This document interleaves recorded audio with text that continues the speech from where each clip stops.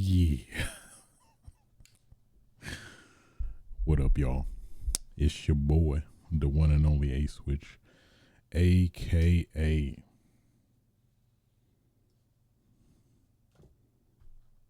who keep putting the ice putting the ice in my pocket, aka aka is that peanut butter? Are you happy to see me? AKA the Komaki Tiger Dropper, AKA the Nickel Master. Bringing you yet another episode of Switcher Sites, episode 208 to be exact. Today's date is April 2nd, 2026. Happy post April Fools. Still feeling the effects of that. That's fun. Gotta love it. The day of disappointment. What a fitting time to record after the tremendous day of disappointment. Yeah, I guess right before I started recording, my headset just wanted to completely die. So I'm just winging it without any headphones, so I cannot hear a damn thing. So hopefully I'm doing everything correct in that sense, but I guess time will tell. Damn. AI seems to be hopefully diminishing and on its way out. That bubble seems to be popping with whatchamacallit. I think OpenAI's Sora getting like them closing down, and then Disney not funding Sora or something. Or I think maybe that was why they ended up closing down, because they keep getting all this. They just being greedy, really. If we being honest, they just being greedy. What else? Oh, I guess RAM prices, I think, are going down potentially. It's hard to say currently as of now, but something with RAM. I think Micron, one of the notorious RAM companies. Actually, let me look that up real quick. Micron. Oh, I think their stock went down. That's what happened.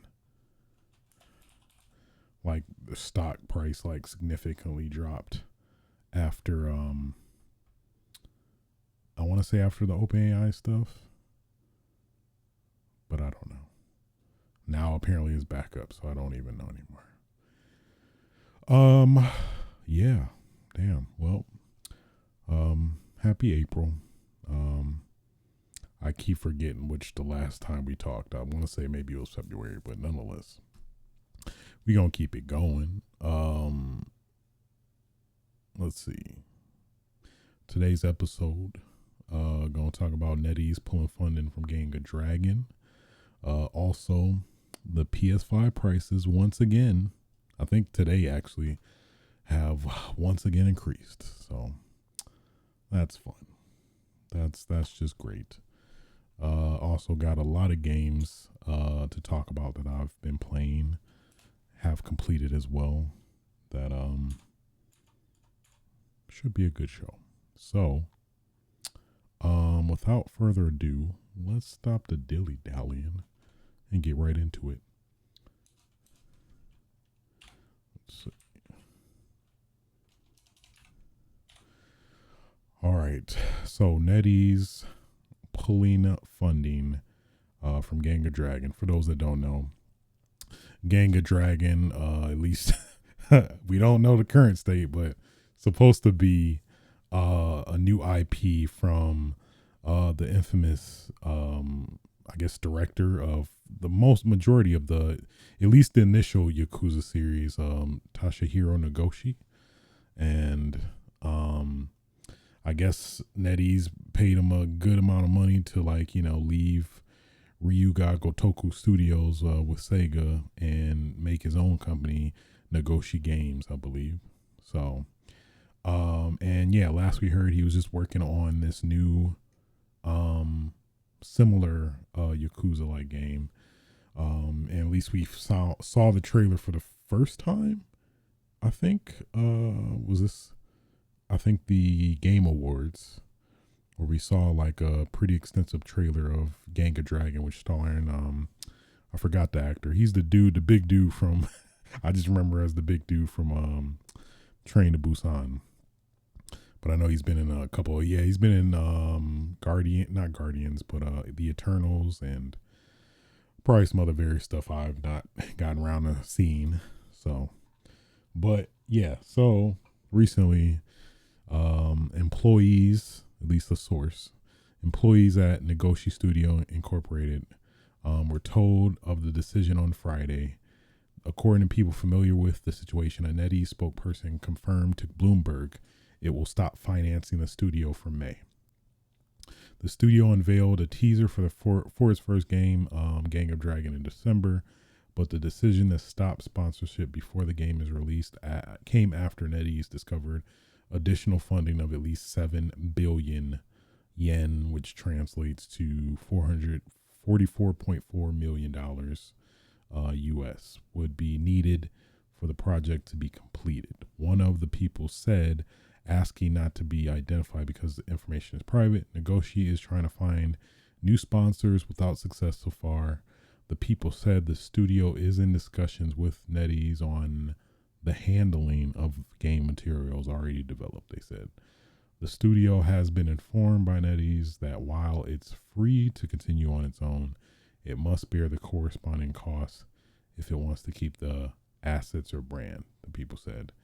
Netease is only open to negotiations if the studio can pay its way out, they said. That sounds very bleak. That sounds very bleak.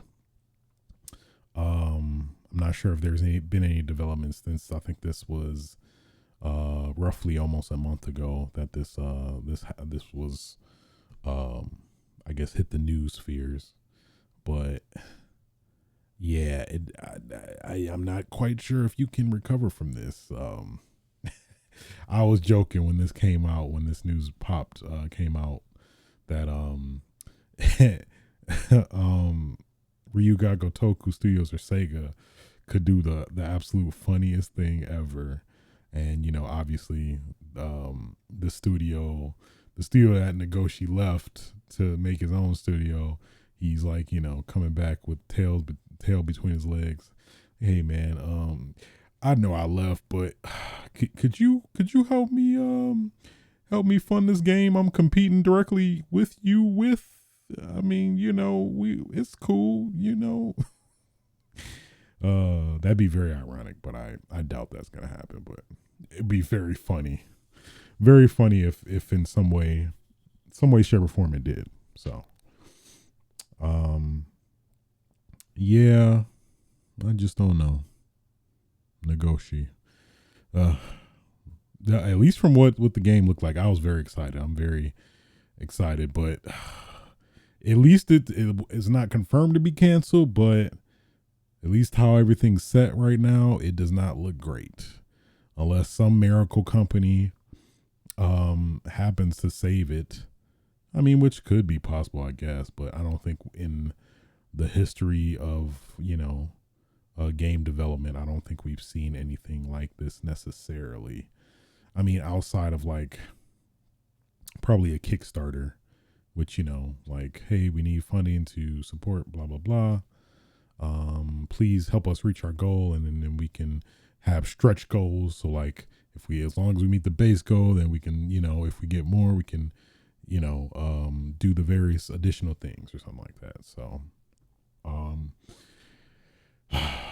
yeah, I do not admire Negoshi's position right now. Just a lot of stress. Like, this game we've been putting work into is probably not even going to be, we won't be able to get it off the ground. And if they do fail with this game, that they can't even like use the IP, I believe, from what they're insinuating, that like all the assets and stuff will be assets or brand. It must bear the corresponding costs if it wants to keep the assets or brand. So I guess maybe yeah, at least I'm reading that last paragraph again. The studio has been informed by Netease that while it's free to continue on its own, it must bear the corresponding cost if it wants to keep the assets or brand.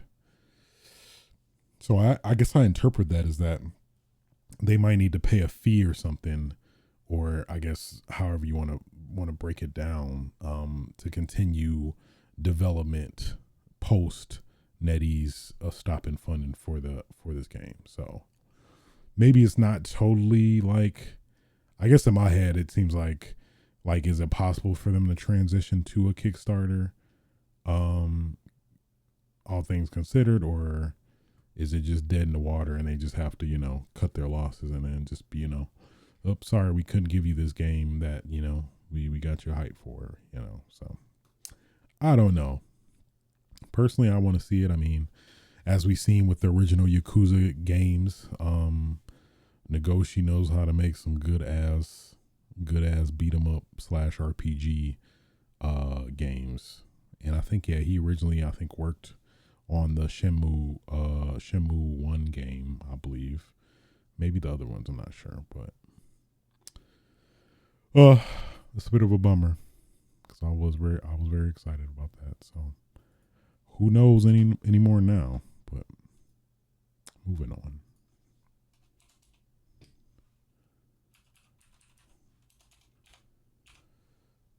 PS5 prices increase once again. What is this, the third time or second? I don't know. I can't even keep track. The price is so high, it's hard.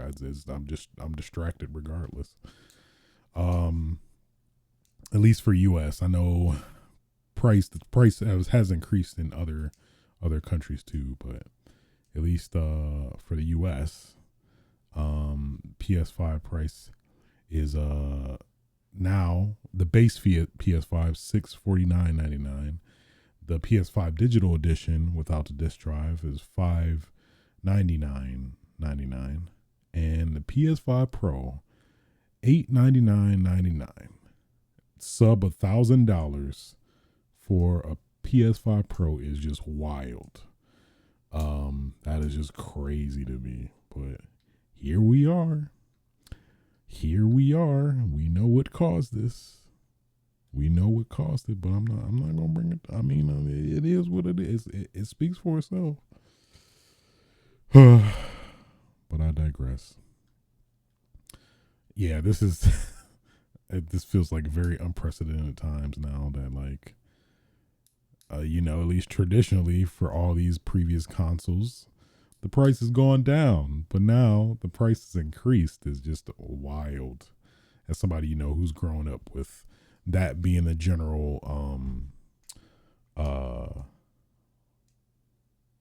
don't know, normal thing that like, yeah, games just the longer the console is out, the cheaper it is, and you got people who like solely go by that. We're like, it's not really a game I want to play. I'm gonna wait till a few amount of games I want to play come out, then I'm gonna get the console. So it's not looking great, man. Gaming was a pretty fairly accessible, avenue, but now it feels way more luxurious than what we've grown up for it to be, which is sad in a lot of ways. So, and my other concern is like, hopefully, all these antics politically are over with. Well, when and if they are, when and if they are, like, now is this going to be the standard with, console just raising their prices, or maybe not raising their prices, but I mean, I guess I could see them, cutting the prices back to what they originally were. But yeah, then it's like, I don't know. It feels like this is only setting up the games industry from. This is setting up the games industry to basically revert back to like damn near what the 80s, early to late 80s, or no, I guess mid early to mid 80s, where the games were on the decline, even though there weren't that many. But now with the ridiculous pricing, I just don't see a lot of people who maybe were on the fence about jumping into games doing it. But I mean, you may have some of the people who might have bit the bullet, this earlier this week, knowing that the prices are getting raised again. And I think that's the general advice to a lot of people, at least technology wise, is, hey, you trying to get something, you better get it now, because it's going to be way more expensive down the road. So, which is looking to be true, unfortunately. So that just sucks all around, though. It really does. I personally like to have, games be a very accessible avenue for people to access. From people from all walks of life that maybe can't afford the more expensive stuff and things like that. But just now that seems to be much more difficult to do, is crazy. $150 increase from at least the original price for a base disc PS5 is wild, man. And then like with the PS5 Pro, let's say the PS5 Pro, you want to get a PS5 Pro, and then the PS5 Pro doesn't come with a disc drive, so you have to get that. That's what is are they even in stock? PS5 disc drive. Okay, $80 still, thankfully. But you looking at, pretty much $1,000 to get a PS5 Pro. Basically. Yeah, taxes, like, especially you factor taxes. Damn, pretty much $1,000 currently to get a PS5 Pro, and that is just wild.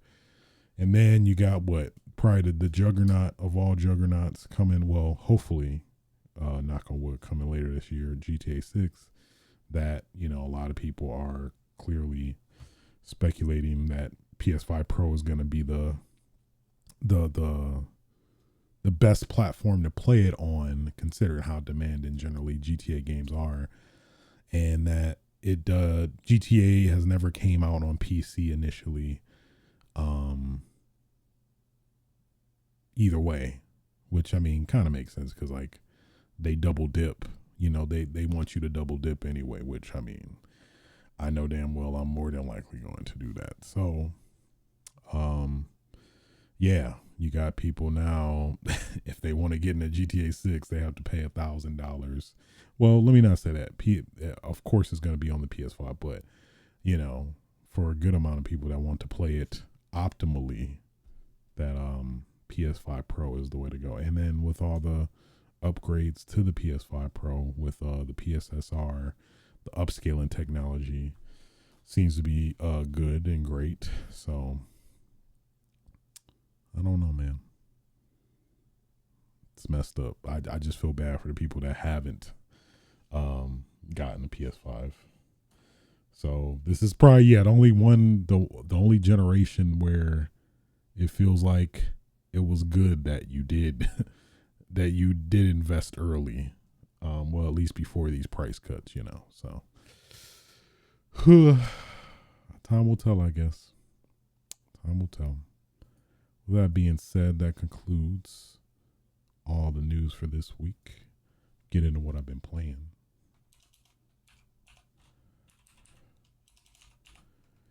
Romeo is a dead man.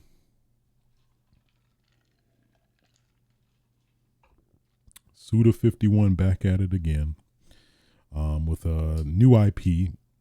Romeo is a dead man. How would I describe this game? It's like, definitely has No More Heroes DNA for sure, 100%.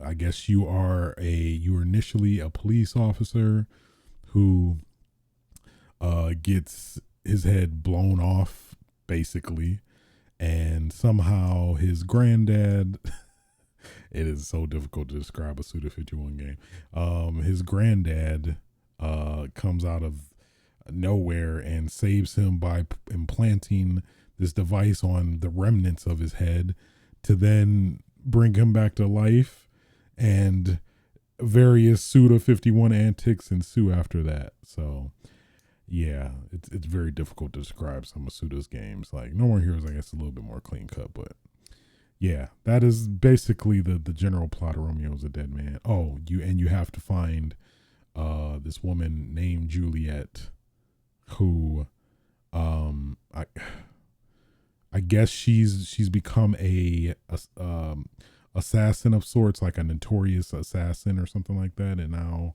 you have to thwart her or find her to I guess, ultimately absolve everything of what she's doing, more or less. So yeah, that's the plot. It's very Suda 51, which of course I very much love. I'm such a fan of the so fucking weird that I don't understand it, which makes me more interested in it. So, and that's Suda 51's moniker, really. So, um, yeah, I mean the gameplay is fun. You have your general melee combat, similar to No More Heroes, where you have a various weapons to choose from. You got like your standard katana that feels very similar to Travis Touchdown's beam katana. I think it's also called a beam katana in this game. You got this big ass sword, I think called the Star Destroyer, and you got like these boxing gauntlets, and then you got this big ass spear. Which honestly, I literally just used the Star Destroyer because I love me a big ass sword, and I just felt like the other weapons were too situational anyway, so I never really like felt a need to use them in most cases. I generally just stuck with the big ass sword, and maybe before some patches that big ass sword is like OP if you like, upgrade it and stuff, which it does. The game has an upgrade system as well. And you also have a range combat with like, you got your standard pistol. You got, what else? You got like a shotgun like gun. I think it's called a Diaspora. You got a rocket launcher. What else? It was one last one, and a machine gun. So and yeah, similar. I just stuck with the shotgun because it felt like it was generally the most effective. I just had to get closer to people, and I was good. I would occasionally maybe switch to the pistol. Some cases maybe the rocket launcher, but I guess that was the other thing I kind of wanted from this game. I wished the switching between weapons was more seamless. I'm a big fan of, as somebody who's like has Devil May Cry on the brain, being able to switch your weapons on the fly to the point where, you can like make custom combos in a way by, doing like 2 hits with the Star Destroyer, switching to your beam katana, then your gauntlets. And I don't know, I just get fulfillment out of playing that way, as well as it feels like the game has more combat depth if you were to do that than what they're doing now, where you have to switch a weapon, you have to pause, and then however 3-4 seconds it'll switch, but then like you're vulnerable when you do switch your weapons in game. So then I guess potentially you just have to do the cumbersome thing of going to your menu to switch your weapon, which I mean that doesn't feel as intuitive or like, I don't know, accessible to do. It felt more cumbersome. Which is why I just resulted to just sticking with one weapon each for the gun and the melee weapon. So I don't know. The enemy variety was cool. It felt like it was a pretty diverse like amount of enemies, and they're like a lot of them are zombies. And then there's like some of the more obscure creatures that are more difficult to take down. They all seem to have like a weak spot that you can shoot at that will kill them as well. At least for the special types of enemies. So that was fine. I don't know. I just felt like I wanted a little bit more of that Suda 51-ness. It felt like it was there for sure, but I don't know. I feel like maybe more to the point where I found it more engaging, but it was I enjoyed myself. I'll say that. Then like after you do a stage, you can go back. You can travel back to your ship. And your ship, when you go back to your ship, it's like 2D, like a 2D game. So like your characters walk around in 2D, and you basically do various stuff there that are I think is pretty cool, well done. But yeah, after I beat it, I don't know, I just felt like it was cool. It's not my favorite. I think I would say probably No More Heroes 1 is No More Heroes series in general is probably still my favorite like game that Suda has made. Probably Killer 7 being a close second. But yeah, Romeo's a Dead Man. It was fine. I enjoy myself.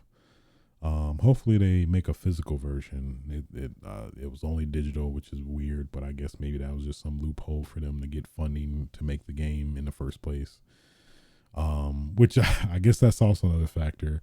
You could definitely tell they definitely were being very creative with the budget they had. Which is, I mean, actually it wasn't like, it didn't detract from the game. I felt like how they utilized the lack of their budget, I think was pretty creative. And, well, except for like these maze moments where like you basically go to another universe, or like an alternate universe of the current universe you're in, like basically like a dark world of the normal world you're in, and you can like, they basically use that as a mechanism now to navigate to places you can't navigate in the real world. So initially it was fun, but as with each level it got a little bit more tedious, I felt like, whereas like it just felt like I was just doing this just to do it, which I don't think anybody likes that feeling. So yeah, that wasn't favorable. The bosses were, I could take or leave. I don't know. I just, I felt spoiled by No More Heroes, where I felt, like those boss battles were more very distinct and unique, mostly to, each, specific boss. These bosses were very similar in nature. It felt like it wasn't no cool, like, I don't want to say gimmick, but I mean that's the closest thing I could think of. Like, it felt like each boss like had a somewhat of a gimmick to it that was like very distinct enough to like, I don't know, feel engaging to like, I don't know, play. So that's probably, that would be it. So it was a fun game. I enjoyed myself. I don't really necessarily see myself playing it like right away. Maybe like after some time has passed, potentially. I don't know. But it was fun.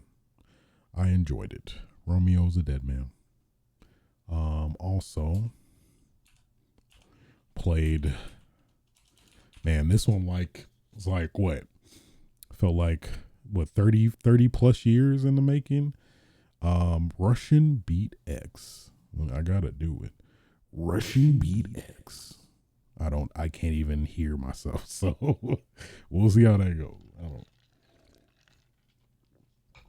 So Russian Beat X is a continuation of the Russian Beat series. This was a beat 'em up series on the Super Nintendo back back in the early 90s, I guess. And it was a trilogy. So at least in Japan, it was Russian Beat, I think Russian Beat Shura and Russian Beat Ran or something like that. But in the US, it was they renamed it to the first one being Rival Turf, the second one being the Brawl Brothers, and the third one being the Peacekeepers.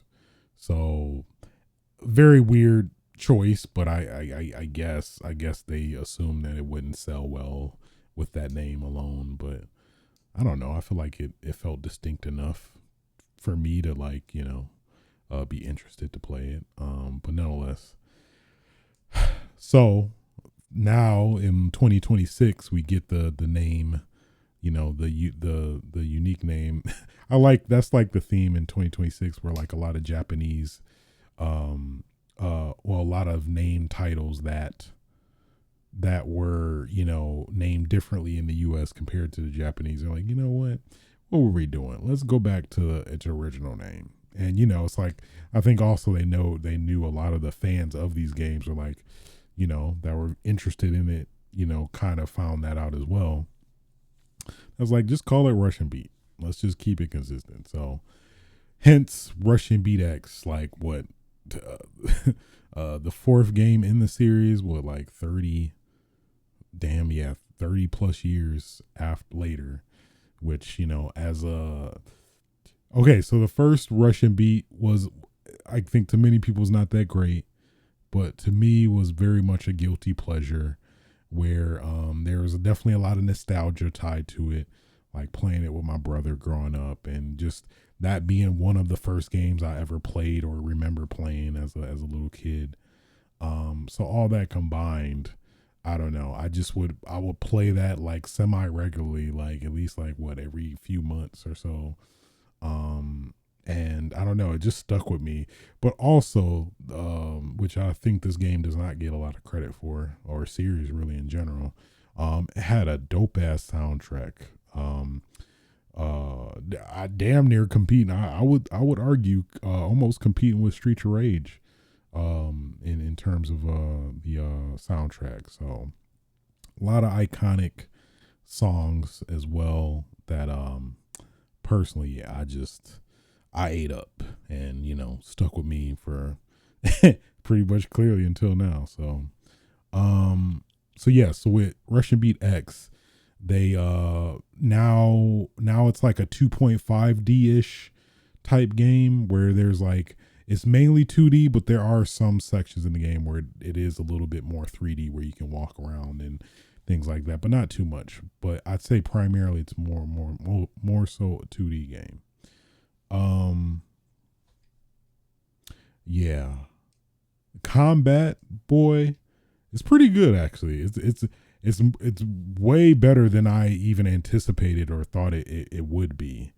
And I think the biggest part of that, not even mentioning like this game has supers that you can do, which has kind of been the trend with a lot of beat 'em ups nowadays. But on top of the supers you can do, you can also do cancels, which is like, that's exclusively been like a fighting game thing. But like this is one of the first games I can recall you can like literally cancel, you can cancel a lot of stuff, and even do air cancels. And by cancel I mean like basically you're doing a standard string combo, and then you dash or forward to dash, and you cancel out of that combo, and then you can start it right again and keep doing that, kind of like the Streets of Rage stun exploits in a way.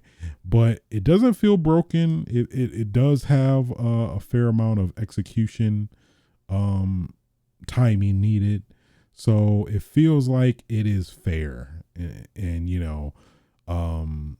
I'm not mad at that at all. It makes it way more fun to play, and it makes you feel, it feels more fulfilling to play as well, because you feel like you have more flexibility with your combos and stuff like that, and making custom combos and stuff like that. And then there's some cool like air juggles you can do, and air combat where you can launch. there's like a dedicated launch button for the majority of characters that they can do, and then you can, jump up in the air with them and do a combo. But then when you do the combo, you could do a jump cancel, which is similar to a normal cancel, but you just jump to cancel your combo. So you could do like 1, 2, 3, jump cancel, 1, 2, 3, 4 kind of thing, where and there's some variations, and certain characters have nuances with that as well. That I was very surprised. It kept me playing as well. So yeah, I thoroughly enjoyed the combo system, and pretty much all the characters from Russian Beat or the Brawl Brothers are pretty much back. I'm very cloudy on the Peacekeepers or Russian Beat Shura. I think some characters are in there, or I think I'm just directly thinking of the third, the US version, because I think there is some variants where they drastically change the characters in the US or something. Potentially, I believe, but yeah, at least all the Brawl Brothers characters are back, including a couple new ones. The one I forgot her name. I think Kalua. She's like a directly new character. And then there's an unlockable character that I won't spoil, but she's pretty cool. He or she. So yeah. Probably the one thing that comes to mind that I didn't really like is that the soundtrack was very lacking. There was like only one like callback like theme in the game, and that was like towards the end, which I personally would have preferred. Like, hey, let's just straight like remake a lot of the tracks from the trilogy. I would have been totally satisfied with that, whether it be Russian Beat 1 or Russian Beat 2. But I mean, at least for PC, you could probably mod the soundtrack in, or hopefully maybe, man, it would make the game even that much better if like they happen to like, I don't know, add the classic soundtrack as DLC or something. That'd be, I would absolutely devour that. So, yeah. Had a decent amount of character variety. Some of the callbacks to the characters you fought in the original games. I liked it had a lot of cool combo potential with weapons. So you could pick up weapons in the game, and actually a lot of the weapons help you extend the combo too, and add some variation as well, where like you could do a 1, 2, 3 and then hit a weapon, and that'll also reset, kind of restun the enemy you're fighting. And that also led to some cool creativity and like depth, combo depth as well, that I found. I was just very surprised by this game is very I think it's definitely going to be very underrated, especially as a beat 'em up. I think just people maybe don't recognize. Some people don't recognize the name, but if you know, you know. If you're a fan of those games, you probably know. But yeah, it's a lot of love towards the previous games as well, references and stuff like that. Even their unrelated one, like Tough Enough, is like referencing this as well. So, I thoroughly enjoyed it. Probably my favorite character has to be my boy Douglas Build. He's very fun in this game. He could do like freaking grapple combos. Like he could do some like king stuff, which is pretty fun. Yeah, he's probably definitely my favorite, I think, from what I played. Also learning more about him, like looking in the game manual, the in-game manual, tells you a lot of a lot of the mechanics and how it works, and it's very informative. That's how I learned some of these combos. Which is sad. I was looking online, seeing like if somebody uploaded some cool combo videos and nobody has. And I don't know, that's kind of the unfortunate thing about this. Like, I feel like Russian Beat X only speaks to a very, very minute, not minute, but a very small amount of people, a niche amount of a niche group of fans, myself included. And it's kind of a shame that this doesn't get more spotlight now, but it's like only $20 currently. So very affordable. There's physical editions coming out later, but yeah, I thoroughly enjoyed Russian Beat X. So shoot, I played it like 3 times. There's like a couple of difficulty modes. And I think continues are like, there were unlimited continues, and I thought like, I was like, okay, let me try to challenge myself and play Shura mode, which is like the hardest mode. Yeah, some of them characters is cheap as hell in Shura, but I beat it, and at least as playing through it, yeah, you can literally, you had unlimited continues, so you can just keep playing, which a part of me kind of likes in when, especially playing with a friend, where they're not discouraged if they're not as good, and they're killed or whatever. So but it would have been cool to have an option to like challenge yourself or maybe get incentive for doing that or something. Also, like the biggest thing is that like in the game there's a lot of the, I think similar to Russian Beat Shura, where there are bosses that you fight that are the characters in this game that once you beat them, they basically join you, or you you basically beat sense into them and like, oh, I'm so sorry, Nick, oh man, let me join your team, and basically that. I would have liked to have played their like use their alternate costumes, like use their costumes as like being able to select, as well as like color options in general, like being able to select any colors for your character, which you can kind of do in the originals, where there's like at least a red and a blue version, which to be fair, I've not tried the co-op version of this, so that may be the case. If you pick the same character, like one will be blue and the other will be red, I'm assuming, but I don't know. So but yeah, man, Russian Beat X, thoroughly enjoyed it. My inner child has been, I don't know, fulfilled. That's probably the best way. But yeah, definitely a good nostalgic trip, or a niche deep cut that at least it spoke to me directly. Moving on. Also played, or finished last night actually, Metal Gear Solid Delta Snake Eater. Snake Eater. Yeah, that felt dirty. I didn't even need my headset. I didn't even need my headset to tell you that was dirty.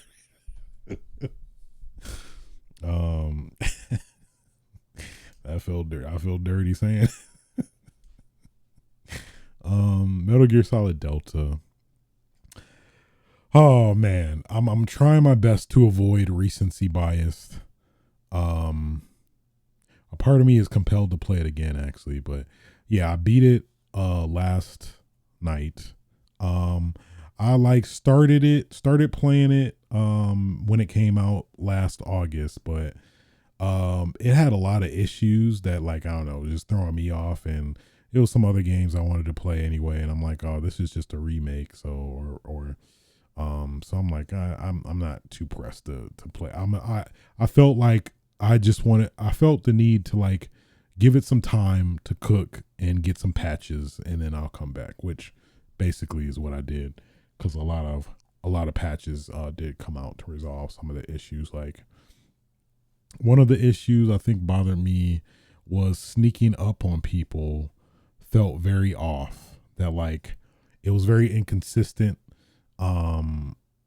Even though partially I guess I will blame myself, where I wasn't using the sneaking button to sneak up to people, which that was throwing me off. But apparently in the original games, you would use the D-pad to like creep up on people, instead of the analog stick to walk slower and walk up on people without being heard and detected, and therefore like ruining you being able to like to grab somebody. Which, okay, I can give some leeway there, but even then, the melee seemed to be a little inconsistent. Like, when I just wanted to grab, I would just throw them down, which it could potentially be that it might be adaptive trigger like based with the PS5 that I'm playing it on, that might be the case as to why it's not given. So I don't know. I'm not sure, but I got around it nonetheless. But I guess the big lingering feeling I felt playing this was a part of me was expecting them to take, like, I don't know, more liberties to no pun intended, more liberties to change certain aspects of the game. But at the same time, which is why I feel conflicted, is like, then that would kind of interfere with the original vision that, you know, Hideo had with this game if that was done. And I think the changes they made sense. Like, they added some more animations specifically for like Snake CQC takedowns. Um, some control changes, some drastic control changes actually. Like the camera is generally there's a couple styles you can do, like the new style and the old style. I forgot what they called it within the game, but basically you can play the new way or the old way. And the new way, you basically have the third person camera over you, and you know you can shoot. But probably the most notable thing with this new mode is you can shoot, move and shoot and all that, but specifically the suppressor or the trank gun, MK22, I think, has a what was it? It has a how would I say it?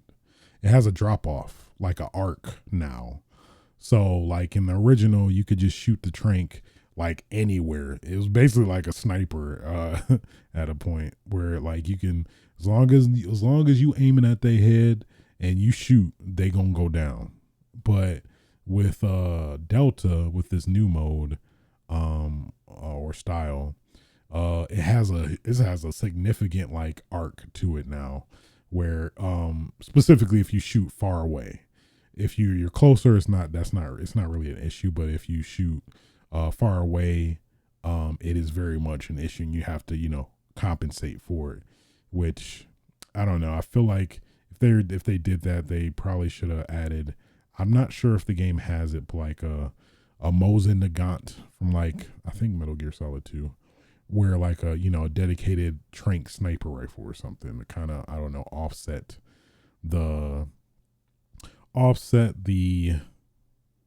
the encouragement to the, I guess, the implied encouragement to either get closer to the person or use a different weapon with longer range, you know. So that was I kind of got acclimated the more I played, but it's fine. I mean, it is what it is. I think overall the graphical fidelity, a part of me feels partial to the original vision of the game in terms of like the original graphics over this one, because it feels like, I don't know, a part of me kind of wanted it to feel a little bit more stylistic. Like, I don't know, I guess kind of have a bit more of a Hideo Kojima air is maybe the best way I can describe it. But it's serviceable in terms of, you know, updating the graphics to now and stuff. But I don't know, it felt like it lacked some like style. It's probably the best way I can describe it. Like it's serviceable, it gets the job done, but I felt like it could have used more style to it. Like, felt a little bit more vibrant. Like, Snake is cool, but I don't know. But I think that's a testament to the engine that they rebuilt this whole game with more than anything. So, and yeah, I think that's just my overall feeling. Like, after I beat it, I was like, it's cool. It's fine. But I think I'm not quite sure what I wanted from this. Is, to be fair, but like, something similar to Silent Hill 2, I guess. The Silent Hill 2 remake, where the liberties they took made sense and landed. But, you know, it didn't detract from the original vision of the game. Basically, that tough line to balance when it comes to doing a remake of a beloved game.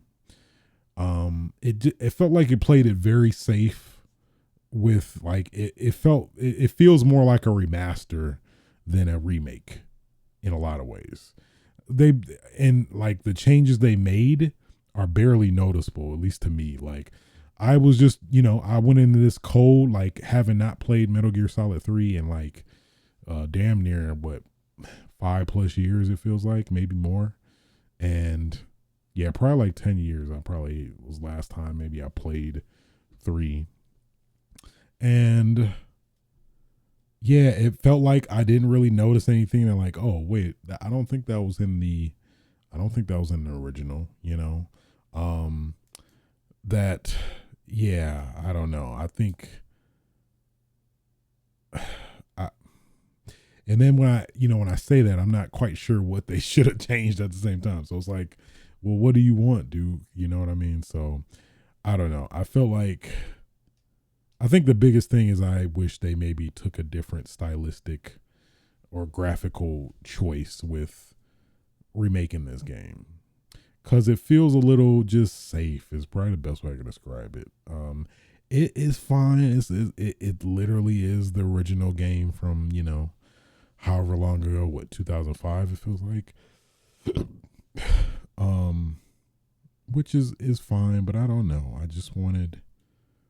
I feel like I wanted a little bit, slightly more, in some ways, and I don't know if because I heard there was a rumor that they changed something that was really dope, but which I guess technically the biggest significant thing I can think of that they changed, outside of like some of the minuscule like controls and things like that, was the game, the dream game. If you know, you know. But basically, if you're at the when you're locked up in the prison and you save the game and then you reload it, you load this mini game that like acts as like it's a totally different game from Metal Gear that you play, and then after you beat it, you like, oh, it was a nightmare, kind of thing. So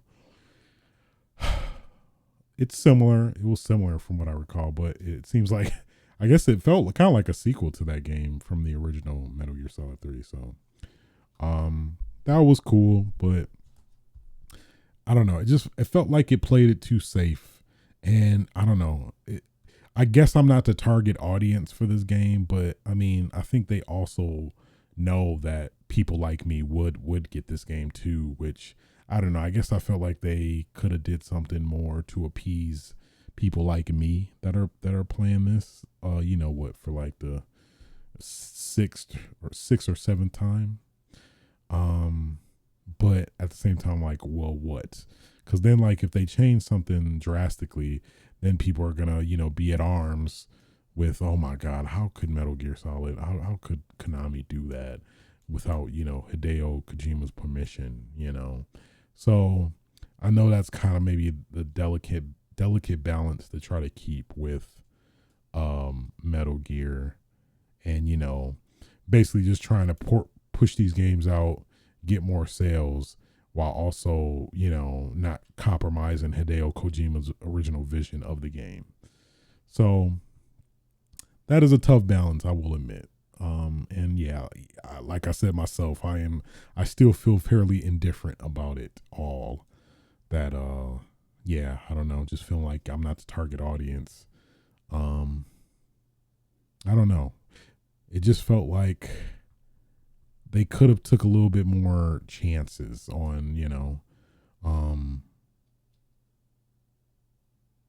adding some stuff to the game, like, for compared to Resident Evil Remake, which I mean maybe is not the best comparison since, going from PS1 to like, well, I guess PS2 in a way, but the GameCube is a pretty significant jump.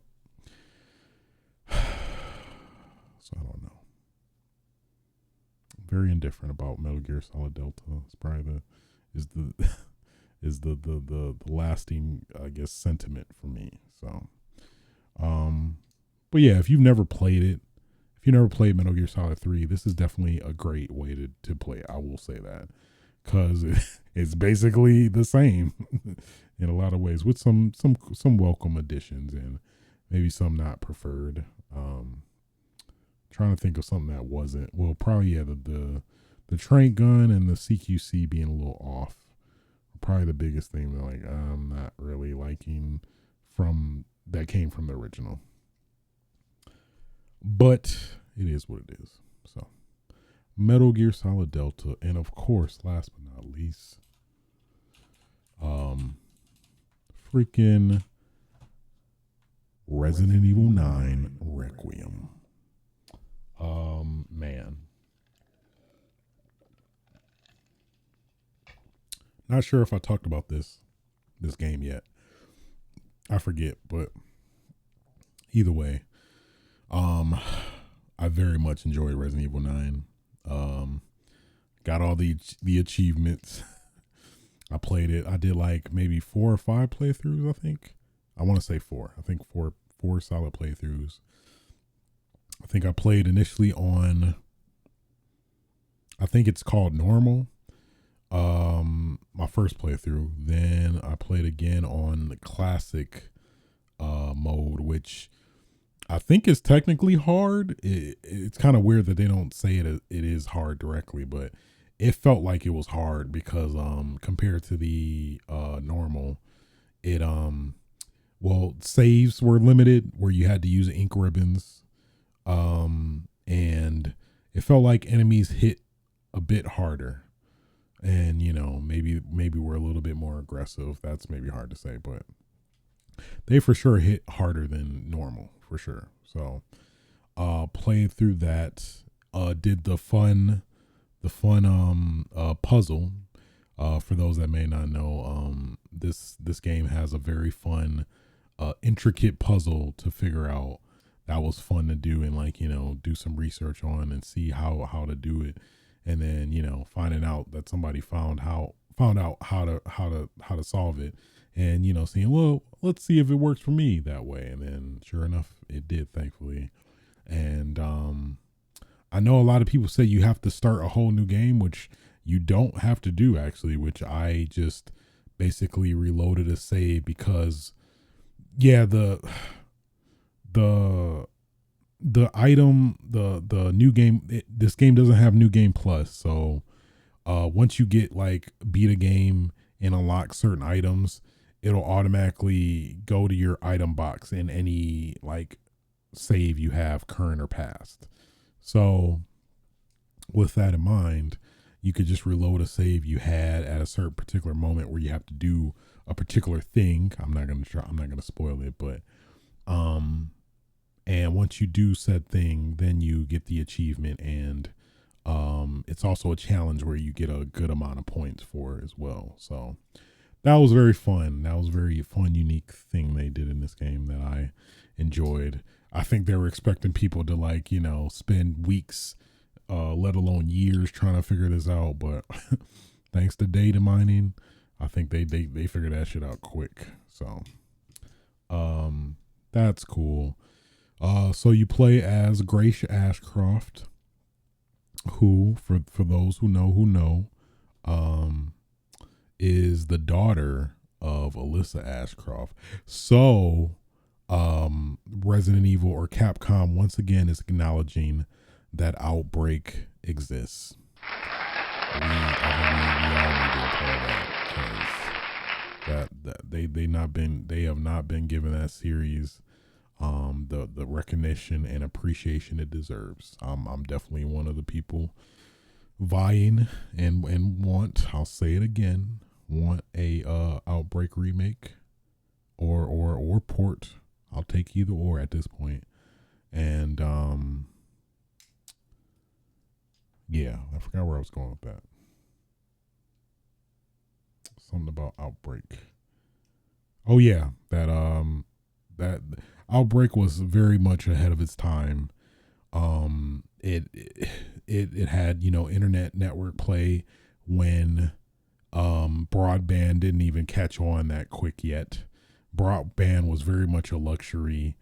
I mean, there was dial up, but like, who wants to play on dial up? I don't think. Yeah, that was not very fun.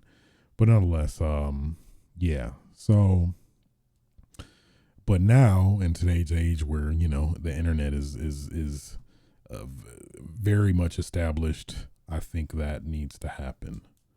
That needs to be a thing. Somebody needs to make that happen.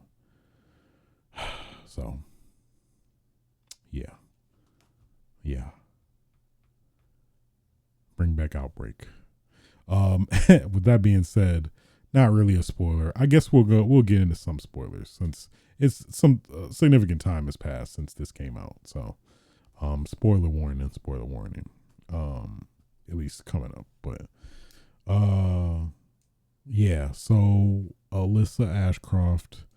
Well, you start the game. Let's pedal back. You start the game with Grace as an FBI agent, and she going through the motions, and then man, I forgot the guy's name, but the FBI director, the black guy, I think his name Verlin or something like that. And he's like, "Hey, Grace, got a case for you. Got a case for you, and I know you don't want to go back, but I'm gonna bring your deaf demons out. You gonna have to go back to the hotel where your mom died and got killed, brutally. Are you okay with that?" I'm like, come on now. That's kind of messed up, but nonetheless. So Grace goes to the hotel and all that stuff, and you then get a flashback for at the time when you're with your mom, Alyssa, and basically a little tutorial, but eventually she gets killed. Well, she's trying to hide something. I'm not going to get too much in the weeds of the story, but basically she was trying to after hiding something and like knowing that the FBI is or whomever, I guess presumably the connections are after her. They succeed and kill her.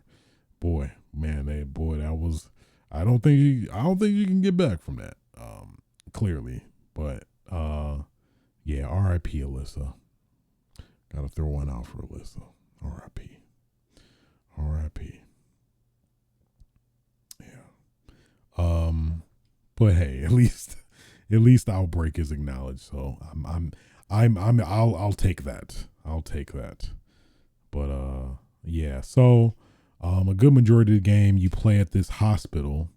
I forgot what it's called. Something hospital, but it's basically a hospital in a mansion like hospital, basically, and probably one of the best Resident Evil locations in the series, for sure. It was very fun to understand all the mechanics in this hospital as Grace, and at least with the zombies now with this new disease, Raccoon City syndrome. But then these zombies are, I guess, I think they have the new strand of virus of this virus. So yeah, now they have different properties where they have some remnants of who they were before they were zombified. So you got like the maids who were maids before being zombies. They're like obsessed with cleaning and must clean, must tidy, and they like say those like short terms like cavemen. And then you got, of course, the most notorious one. Well, I guess it's arguable, but I think he's pretty notorious in the community. The loud patient, like loud. He can't see. His eyes are bandaged, but he doesn't like noise. So if you throw a glass or shoot or something near him, he's just gonna come to you and just knock the shit out of you with a damn IV cart or whatever. But one of the dopest, like very specific, like hidden type things, or some people question it may be a glitch, but like a very fun glitch, is that there's a stalker enemy in the game. Well, one of two. Like I forgot his name. Chunk. He like is a really big fat guy, and he like roams the halls, and if you throw the glass and he's like in the doorway, you could basically get him to insta kill Chunk, who otherwise takes like what, 5 Requiem bullets, which is like the Magnum, and like 3 hemostatic shots, which that's a whole mechanic in this game. With the freaking blister heads, that hemolytic injector basically insta kills like any zombie in the game. And also it's kind of similar to like the canteen and lighter in the Resident Evil 1 remake, where, you know, after you kill an enemy, they'll be there for a while, and eventually maybe they might become a blister head, which is like basically the equivalent, Resident Evil 9's equivalent of the RE1 Crimson Head, where they're much stronger, they're much harder to shoot and kill, and you prefer not to fight them in that state. So that's where the hemolytic injectors come in, where you can do that. But you can also use it on the stalker enemies. You need a lot more to do it, but I think that is cool in of itself. Grace has this like blood mechanic system where she like gets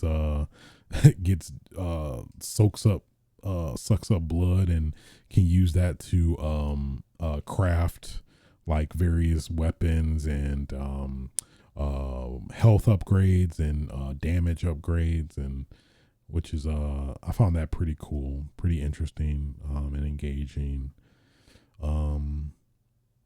Yeah, Grace has a Requiem, which is Leon's Magnum, that, you know, you can use sparingly, but it does have its uses in terms of you can use it like it does collateral damage, so you can like line up 3 zombies in a path and shoot, and it'll take all 3 of them at once. So it's some creativity you can use there to get more use out of it if needed. But yeah, Grace is pretty cool. I like her. I liked her as a character. She stutters a lot, which that can get old pretty quick. Like, understandably, at like the beginning of the game, you know, that's her thing. Like, okay, that's her shtick. But like, you'd think at least halfway through the game, you'd be like, okay, I got some confidence now. And like, you know, in earlier in the game, like when she shoots the Requiem, which is a big ass Magnum for her especially, I don't think she takes damage, but she like the recoil is too much for her, so she like ugh. And but also when she's aiming, it's very uncontrollable. It's very difficult, at least initially, but I think throughout the game, she calms down and, you know, is more steady with her aim. So like if she could do that, then why not like have her gain some confidence throughout this, especially this type of situation, dealing with zombies and multiple near death experiences. At some point I'd be like, you know what, I don't need to stutter anymore. I almost died multiple times. I got this. Something, I don't know, very minute gripe, but sure, you know. What else after also I don't know how I've avoided talking about this man the whole time, but also you switch between Leon Kennedy, the man himself. He's getting up there in age, but boy, he still got it. He may got it more, some would argue, but he's fun. So he's kind of like the Resident Evil 4 like side of the game. So it's like Grace is more like, I guess, Resident Evil 7, Resident Evil 8 in a way of like true classic survival horror, where, you know, she limited resource and all that stuff. And while Leon is kind of like RE4, like action tense type vibes, where he has much plentiful ammo, more things to do in his arsenal. He has a dope little like parry, like a weapon parry, with pretty much all of his weapons can like parry if you time the shot right before a zombie is gonna attack you. he'll like do a dope ass, like with the Magnum or Requiem, he'll do a dope ass spin around the enemy and then blast his ass behind him with the Requiem. It's very fun. Um, a lot of cool combat stuff. He has this like hatchet now. I guess he upgraded from the knife, where he can like literally he can literally parry anything, which is very funny to have seen online. Like seeing a lot of people like he can parry rockets, he can parry cars. It's just very funny. But I very much welcome the hatchet. So hatchet was very fun. Yeah. Leon, and I mean, he that nigga. I don't say that sparingly, but I give Leon that, he that's him. Um, he, all the women are just the not a dry panty, to anybody that plays. So, hey, I got it. You gotta respect it. Um, damn. What else? I'd say towards the end, the latter half of the game. No, I can't even say that. I mean, it's not as fun as like the hospital segment, but it's serviceable. I mean, the biggest highlight outside of the hospital is you go to back to Raccoon City, which a part of me kind of wanted to bask in Raccoon City a little bit more than we did. It felt like just a little quick run down memory lane, and like, all right, let's get back to, everything else. I don't know. I feel like I wanted to bask in the RPD a little bit more than, what you generally do in the game.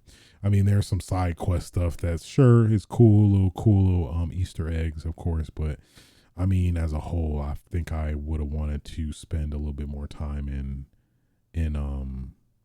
the RPD, or I don't know, the Raccoon City itself, rather than like desolate daytime close to Raccoon City ish kind of thing. I don't know. Yeah, I don't know. Just the whole daylight thing that, like, I'm in Raccoon City in a post daylight type setting. It's fine, but I don't know. I think I would have wanted something a little bit more interesting. But at the same time, I was like, I don't know what to expect of a post nuke, Raccoon City. So I'm not quite sure. I think just what the environment we got, I would have wanted something a little bit more interesting rather than like desolate Mad Max, post-apocalyptic type vibes. I personally, I don't know, I wanted a little something more, I guess, grounded, maybe, that like yeah trying to think of like anything else notable. Oh yeah, there's a particular character in the game. I think it's okay to spoil it, but this dude named Zeno, who's he's bad. I think they clearly want you to think he is definitely like Wesker or a clone of Wesker. I think people have generally thought that he's just a clone of Wesker or Wesker clone. So I'm curious of all of that, which hopefully we'll find out, because they did confirm we're getting Resident Evil 9 DLC, so that's gonna be fun depending on what route they go. A part of me kind of theorizes that there might be they might be leaning with the hunk thing, where, for those that don't know, hunk for everything but the name appears in this, and that's a pretty dope fight. That's very fun. He does the infamous, like, well, I guess some characters maybe, but after the fight you kill him, and you see his dead body, but then when you leave and come back, his body is gone. But what makes it adds even more credence to like this has to be intentional, is that like on the harder mode, or insanity, I think, after you kill him, there's like a couple of his buddies that come after you kill him, and you kill them. But so like if you do the same thing in Insanity, and you come back, he's gone, but the other people are still there. So that clearly indicates that like intentionally he's still alive. So I'm curious. That's what I kind of suspect, that maybe the DLC might go, where you play as Hunk, like literally full DLC, and like you find out more about like who Zeno is and kind of the motivations, maybe what Victor Gideon was doing after he got his ass duped after that motorcycle fight with Leon. That I think that'll be very cool to see. Oh, so that's why he's missing an arm, like, so that I think I'm looking forward to that very much. Yeah, man. Damn. Resident Evil 9. Yeah, I thoroughly enjoyed it though. I mean, I feel like I put it probably in my top, if not close to my top 5. Because let's see, real quick, like Resident Evil 4 1, Resident Evil 1 Remake 2. I have to put OG Resident Evil 2 at 3, and then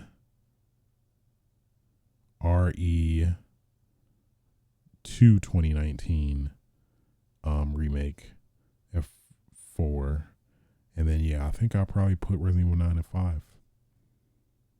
I think I would. Yeah. Is that good? As somebody, who plays Resident Evil or the Resident Evil games regularly, I feel like it's up there. And I think the biggest thing I'm surprised by is how they handled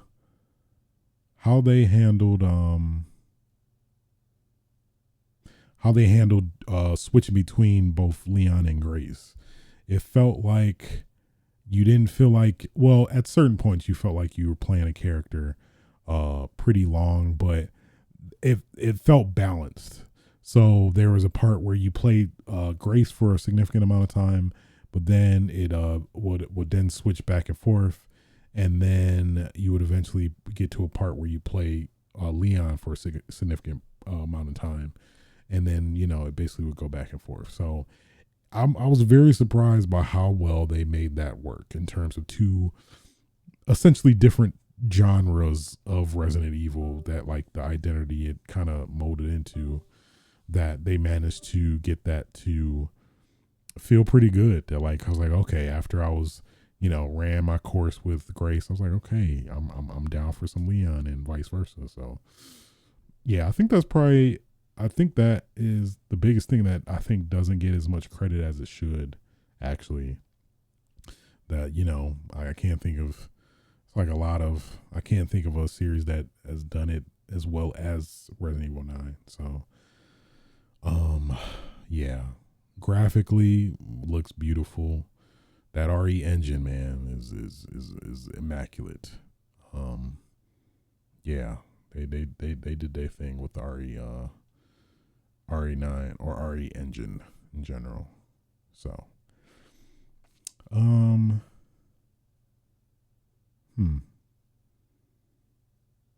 to think if there's anything else that I wanted to get on my chest. It's funny, towards the ending, with people caught on quick that Leon is married, and I think the director of RE9 himself was saying that we might reveal it at some point, we don't know yet, but so it's funny, people, the internet getting very speculative in terms of who Leon actually married. It's very outlandish, some of the theories people had.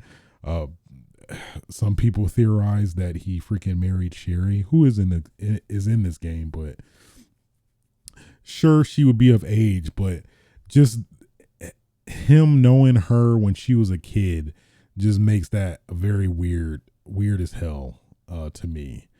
But I don't know if that's a Japanese culture thing, because I forgot about Street Fighter 6, but recently, side note that this thing in Street Fighter 6 is that Alex, one of my favorite characters actually, they did this weird storyline where apparently he is with his cousin and they are having a baby together, but he grew up with this cousin when they were young and now he's of age, and that just is weird. And I guess they're apparently retconning that, or patching that out, patching out the incest.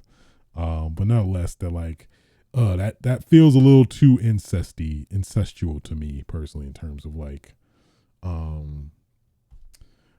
marrying your somebody you saved when she was a little girl. That just does not sit right with me. So, I don't see how people would go with Claire, because I don't know. I guess I could see some of that dynamic in the remake, the RE2 remake, but I just don't feel it's a long lasting chemistry for them to get married. But I think the obvious choice that I think everybody should probably go with is Ada. I mean, just that dynamic. I mean, I want to see Leon win in that respect. So that's my suspicion. Some out of field ones like Helena Harper from RE6 is like, all right, I guess. I don't know if they're that tight, but I guess. What if it's just some random no name person? That'd be funny. It's funny, people had the theory that it was Alyssa at some time, and that Leon was secretly the father or something, but I don't think that's it either. So I guess time will tell. But thoroughly enjoyed Resident Evil 9. I ain't gonna lie to you, after completing all the achievements, I got the itch I played it on PC, doing all this, because of the graphical fidelity, of course, but I'm tempted to play on PS5 and, get all the achievements again. So, I mean, that's probably the biggest indication of how much I like this game, me wanting to play it yet again, after everything was said and done, after 4 playthroughs at that. So, yeah, Resident Evil 9, it came and it showed up. It really did. I'm thankful for it. Yeah.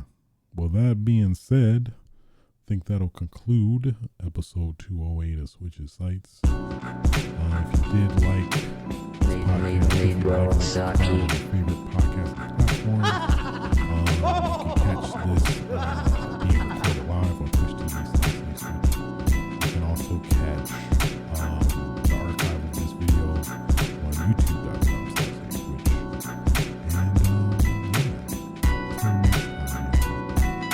Feel free to fuck. Get your damn game on.